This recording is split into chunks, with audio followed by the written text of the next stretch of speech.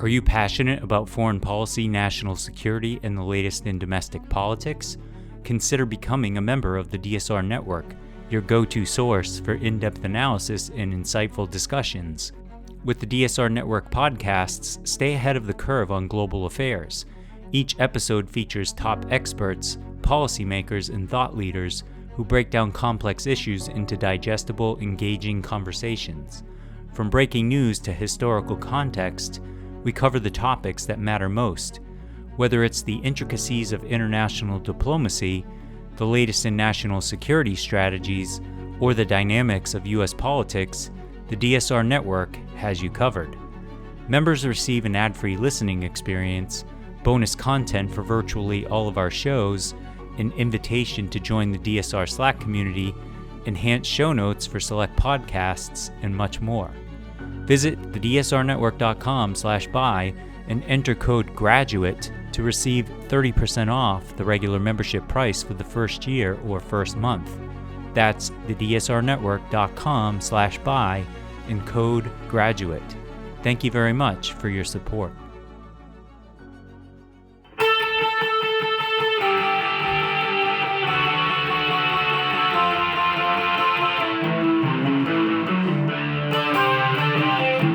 This is the Daily Blast from the New Republic, produced and presented by the DSR Network.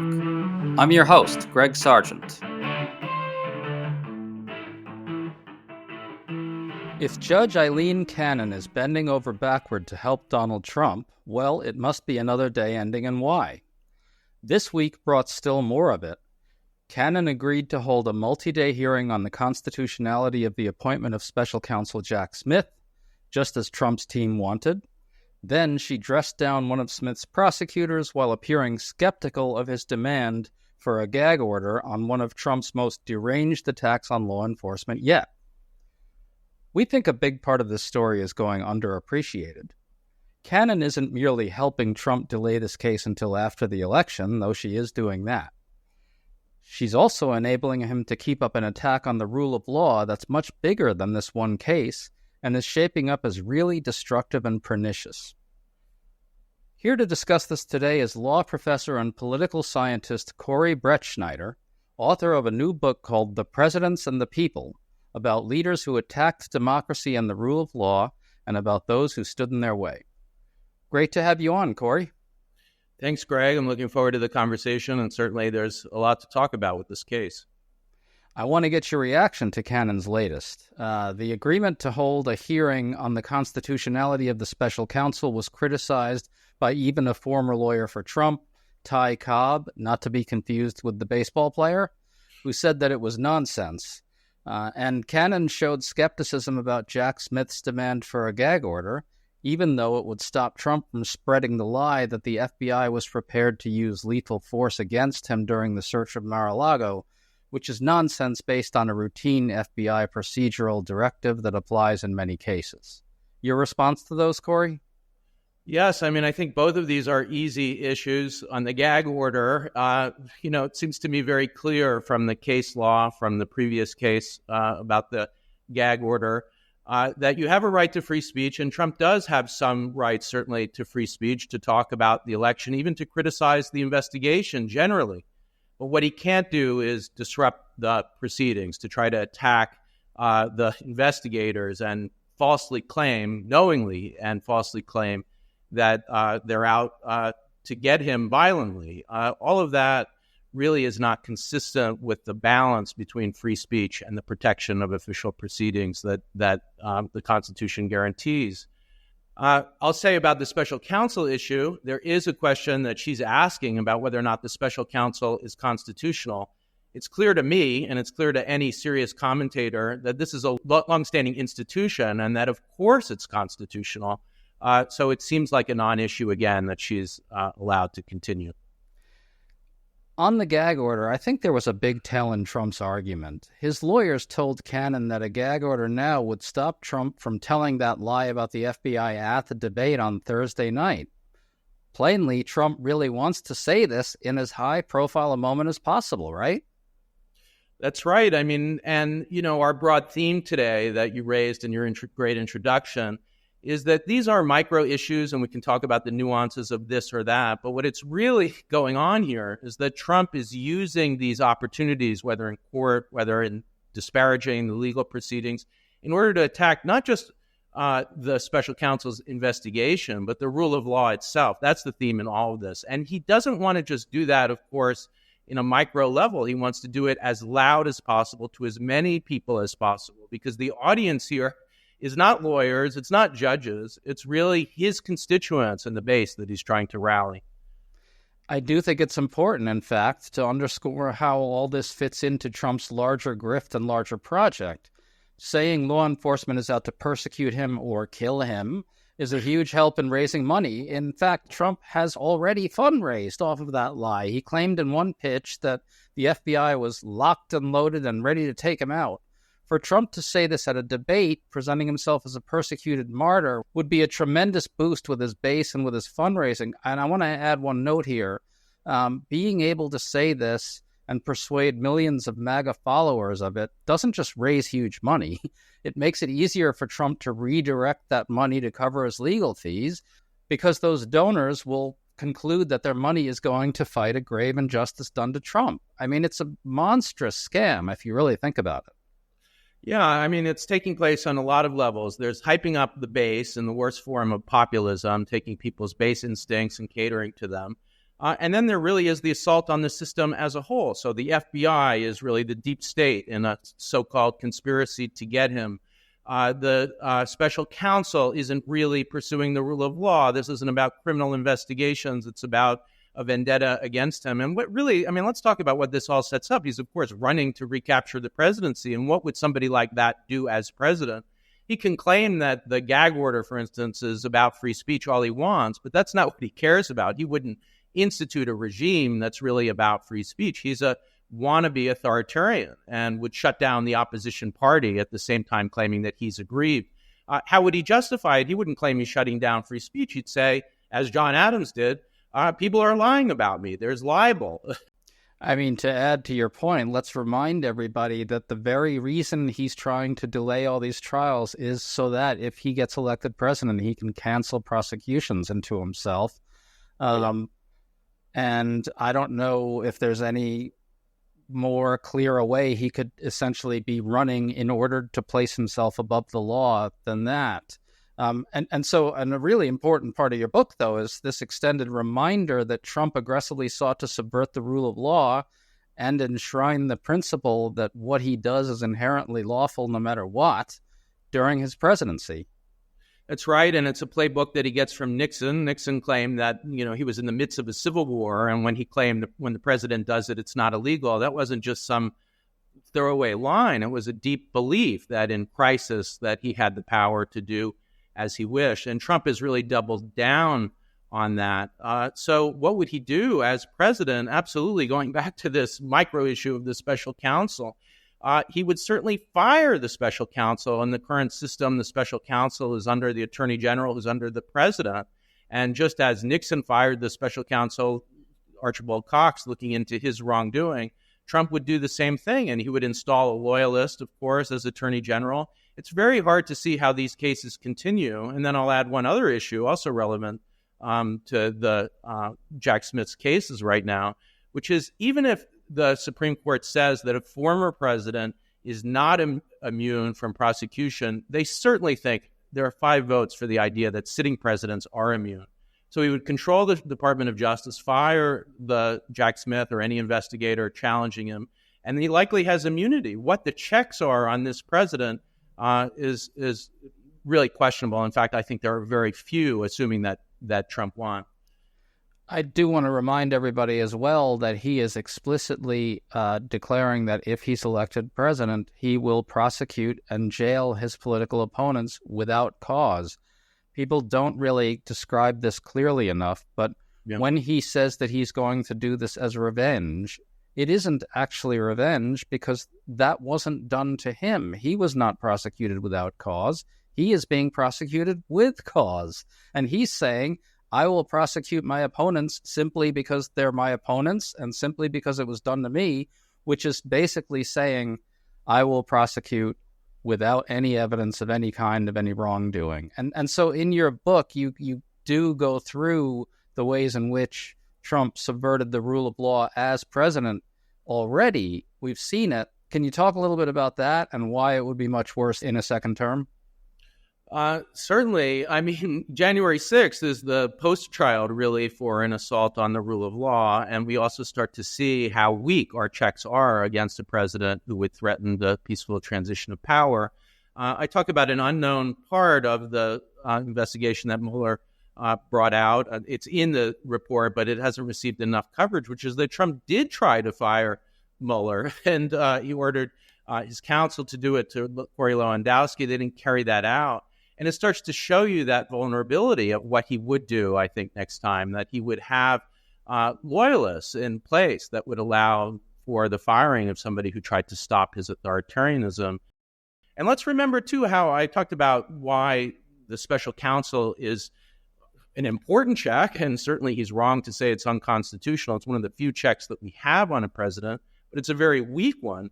Another one is impeachment. You know, January 6th, the Constitution's idea that a president who abuses power can be impeached and removed by Congress, impeached by the House and removed by the Senate, just proved really weak in the case of Trump. Not only, of course, in the quid pro quo Zelensky episode, but in the attempt to disturb and stop the peaceful transition of power for the first time in American history. We couldn't get the votes for removal and, importantly, the second vote that would have followed for disqualification.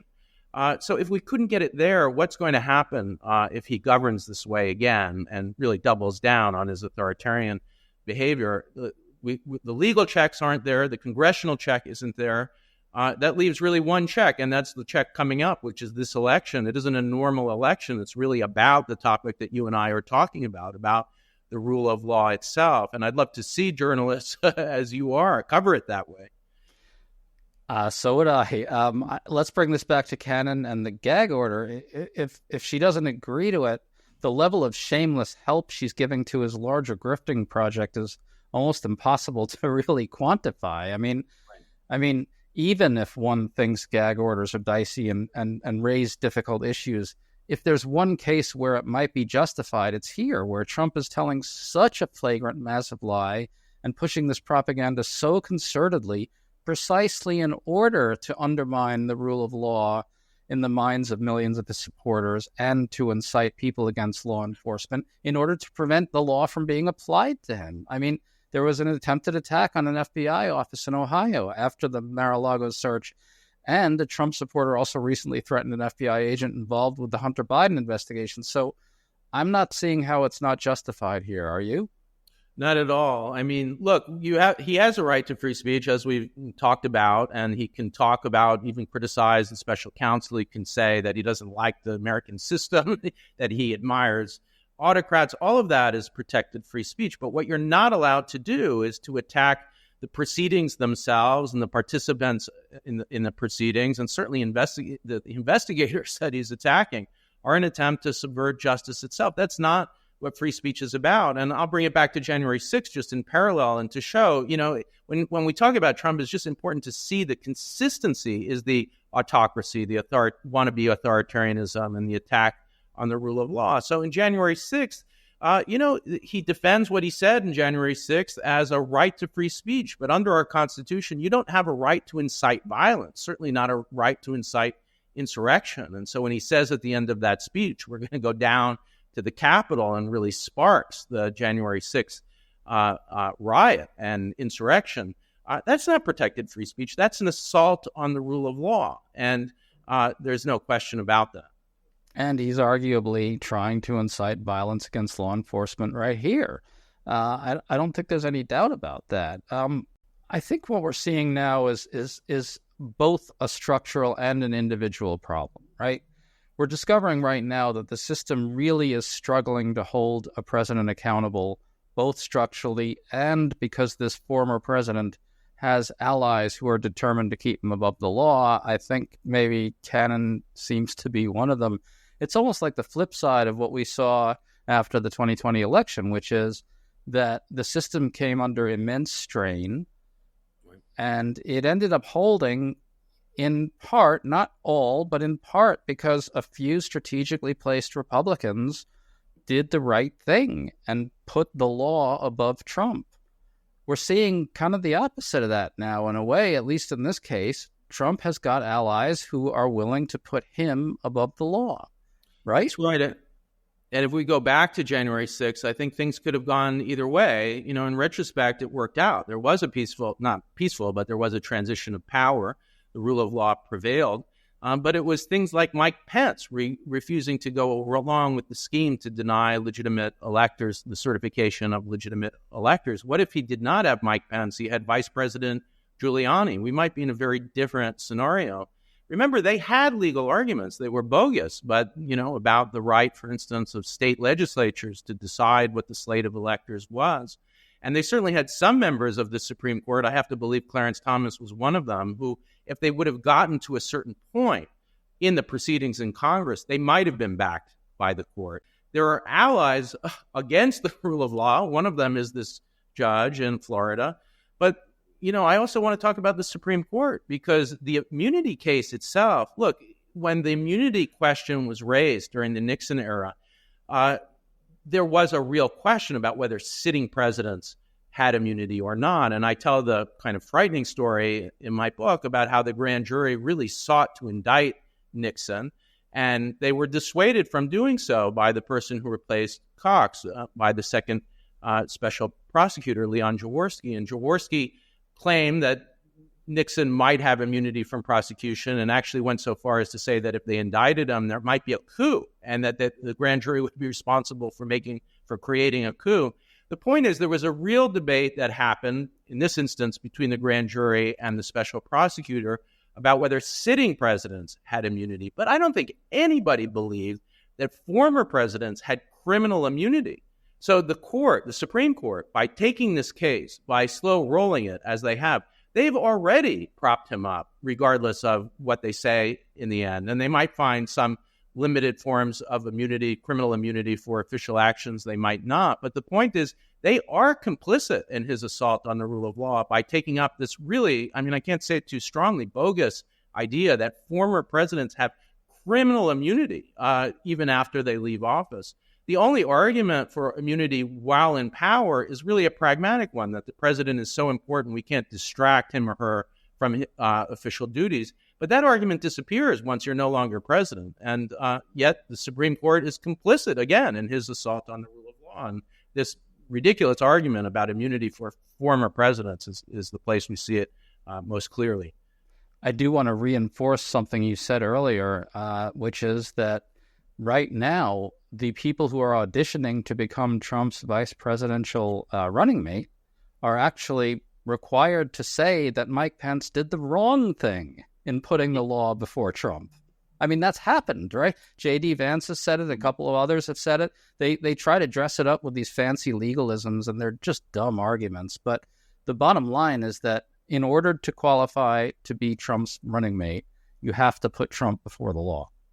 I think what's so frightening, just to follow up on that, is that, Trump was sort of naive. He didn't know a lot about the law, about the Constitution when he started out, when he ran for office the first time. But he certainly not only learned about how things work, he really can see the vulnerabilities. And he's realized that one of the places where he was stopped was, in his way of telling it, disloyal civil servants. The way I would describe it is civil servants loyal to the rule of law. So if he puts loyalists in these key positions, we're in real trouble. And now think about the Supreme Court. He sees this as his Supreme Court. As I said, in the immunity case, they're certainly moving his way, but it could be so much worse. Imagine Supreme Court Justice Cannon.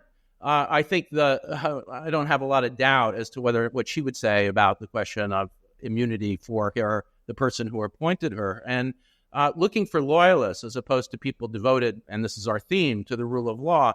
That's the real danger in a system, and it's the point of the book too, in which the presidency always has been so powerful that it constitutes a possible threat. Even in the opposition to the original ratification of the Constitution, Patrick Henry warned about a criminal president, as I say in the book.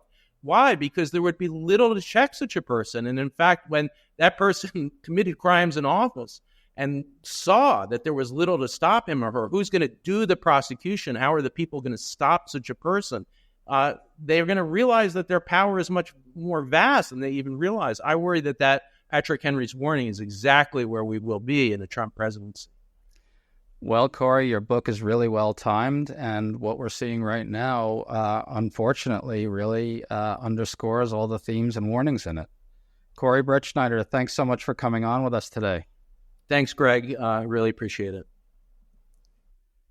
Everybody, we've got some good pieces for you up at TNR.com as always. Matt Ford doing a curtain raiser on the Supreme Court's case, taking aim at transgender rights. And Tom Hartman explaining how the Trump and right-wing media hate virus actually spreads. We'll see you all tomorrow. You've been listening to The Daily Blast with me, your host, Greg Sargent. The Daily Blast is a New Republic podcast and is produced by Riley Fessler and the DSR Network.